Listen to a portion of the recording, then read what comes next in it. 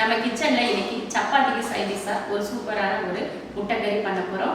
ரொம்ப அருமையாக இருக்கும். வாங்க அந்த முட்டைக்கறி எப்படி பண்ணலாம் அப்படிங்கிறத பார்க்கலாம். முட்டைக்கறிக்கு இப்போ எண்ணெய் ஊற்றிக்கலாம். எண்ணெய் ஊற்றி எண்ணெய் காஞ்சிருச்சு. அதில் ஒரு 4 முட்டை அந்த எண்ணெயில் ஊற்றிக்கிறேன். முட்டைக்கு தேவையான உப்பு நல்லா பொடி பொடியாக வர மாதிரி கலந்துக்கோங்க. கைவிடாமல் கலந்திங்கனாலே நல்லா பொடி பொடியாக வந்துடும். இந்த மாதிரி முட்டையை பொரித்து எடுத்து வச்சுக்கலாம். இப்போ இது தனியாக ஒரு தட்டுக்கு மாற்றிடலாம்.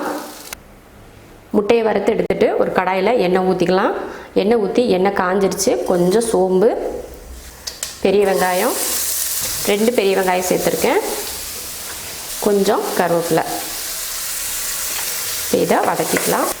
வெங்காயம் இந்த அளவுக்கு வதங்கினதுக்கப்புறமா கொஞ்சமாக இஞ்சி பூண்டு பேஸ்ட்டு சேர்த்துக்கோங்க. கொஞ்சம் சேர்த்துக்கோங்க போதும். 1/4 ஸ்பூன் கூட வேண்டாம், அதுக்கும் கம்மியாக சேர்த்துக்கிட்டால் போதும்.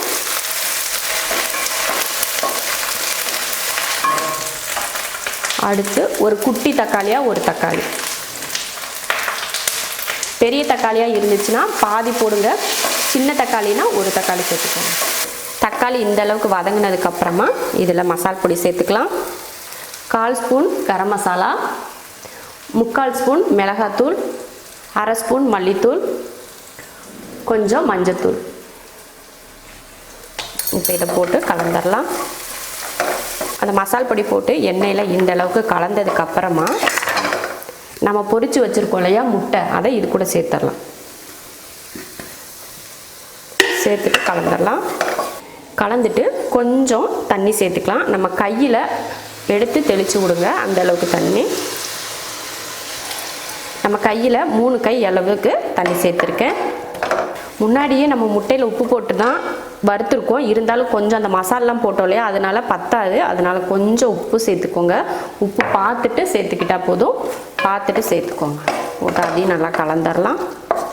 அந்த முட்டையில் வந்து அந்த மசாலாலாம் பிடிக்கணும் அப்படின்றதுக்காக ஒரு 2 நிமிஷத்துக்கு மூடி வச்சுக்கலாம். இப்போ எடுத்து பார்க்கலாம்.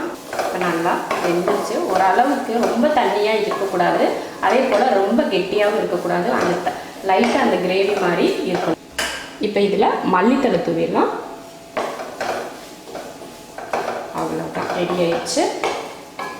இது வந்து ஒரு கிரேவி பதத்துக்கு இருக்கும். ரொம்ப ட்ரையாலாம் இருக்காது, கொஞ்சம் கிரேவி போல தான் இருக்கும். இது சாப்பாடு, சப்பாத்தி, தோசை எல்லாத்துக்குமே ரொம்ப சூப்பராக இருக்கும். நீங்களும் இது போல் செஞ்சு பார்த்துட்டு எப்படி இருக்குன்னு சொல்லிட்டு கமெண்ட்டில் சொல்லுங்கள். பிடிச்சிருந்தா லைக் பண்ணிவிட்டு ஷேர் பண்ணிவிட்டு சப்ஸ்கிரைப் பண்ணுங்கள்.